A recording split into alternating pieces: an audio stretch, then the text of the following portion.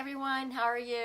It's me, Jean, and I am the founder of this page, Helping Kids with Reading, and then also Raising Kids Who Love to Read by Jean Harville Facebook group.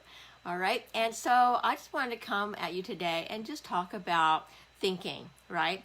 What are the different ways that our kids think? Now, as parents, one of the things we do is we kind of talk through like any problems or problem solving or issues and try to help our kids to figure out a way to do something or to solve a problem or something like that, right? Help them with their thinking. There's two different types of thinking. There's many more types, but we're just going to talk about two: the critical thinker and the creative thinker. And when we can decide, like, I wonder if my child's a critical thinker or a creative thinker. And we may not know that right now because the process of thinking grows over time as they experience, life and figure out different problem-solving techniques which works best for them, right? And so your critical thinkers are going to be those that they want to try to make sense of information. And they are constantly they're analyzing, they're comparing, they are contrasting, they're making inferences, they're generating higher order thinking skills, which a lot of that has to do with reading, doesn't it? And so when your kids are asked to read a story or read a passage, they are asked to do some critical thinking. And many of them, it doesn't, hi Laura, it doesn't come easy to them. It's like something that has to be developed over time, and it's a higher level type of thinking that probably we need some more brain development in order to get into that higher development, right? But you can always be training it from the get-go. So this is our abilities to evaluate, for our kids' ability to evaluate information to determine whether it's right or wrong, right? And that's a way of them to think about when they see a situation, either in real life or on TV or in books or something, and they have to evaluate, is this a right or wrong? Did they handle it in the right or the wrong way? And be open-minded and consider alternative ways of handling a solution.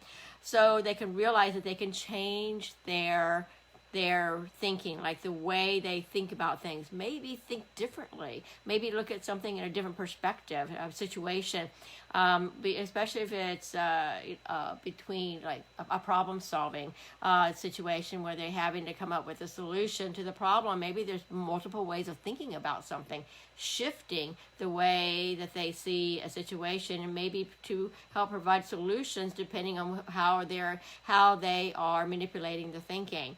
And so, like I said, this is probably for, and we can do this with our younger kids too.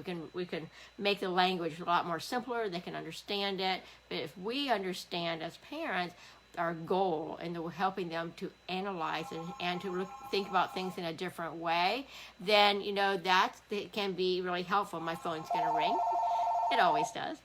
So we can raise our kids to to be aware of their thinking and encourage the kids to think in a different way, that they should have any questions, or raise them to be innovative thinkers, or try something in a different way, or that sort of thing, right?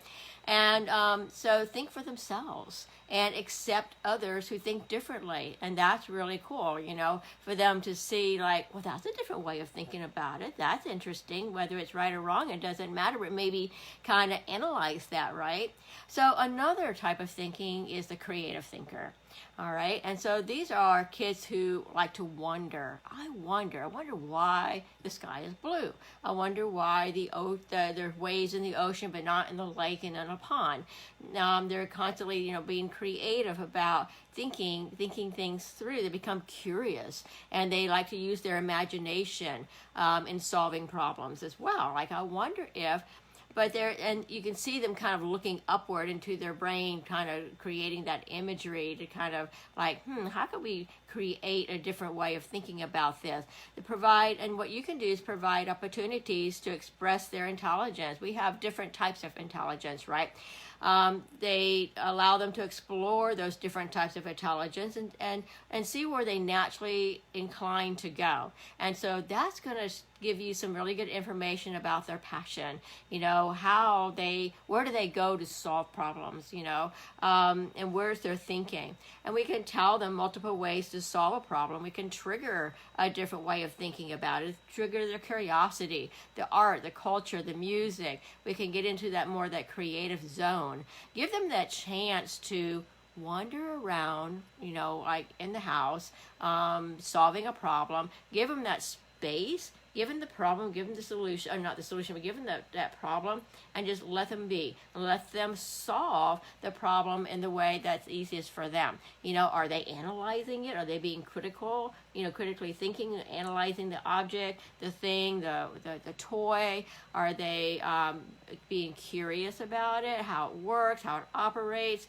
Are they using it in a creative way, making it fly, right? If they're creative thinking, putting it on the floor, rolling it along, and they are, using their innate ability, how they're wired, and that gives you a clue as to how they think. If they are creative, they can take something and create something else out of it, or if they take something and they analyze it and try to figure out different ways of using it, right? And so the two kind of run close, but I think just giving them the opportunity to learn how to think.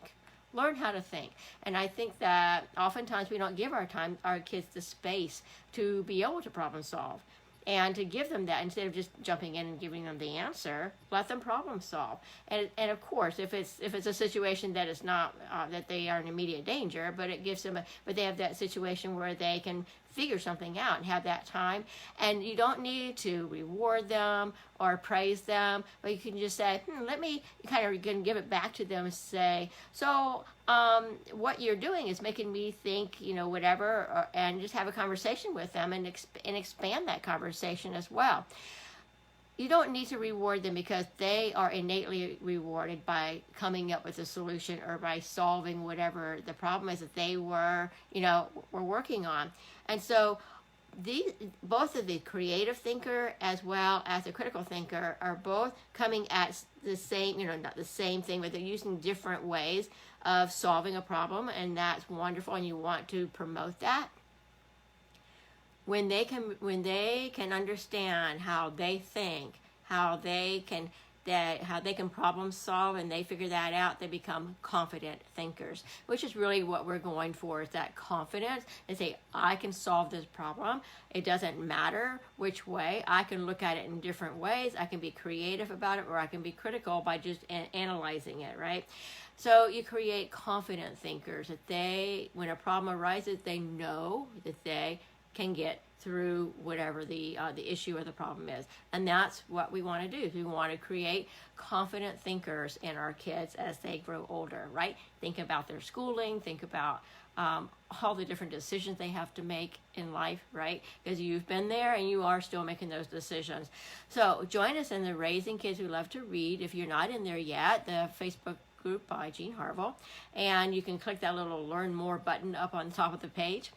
You can also just type in, Raising Kids Who Love to Read by Jean Harville, and it will pop up on Facebook as well.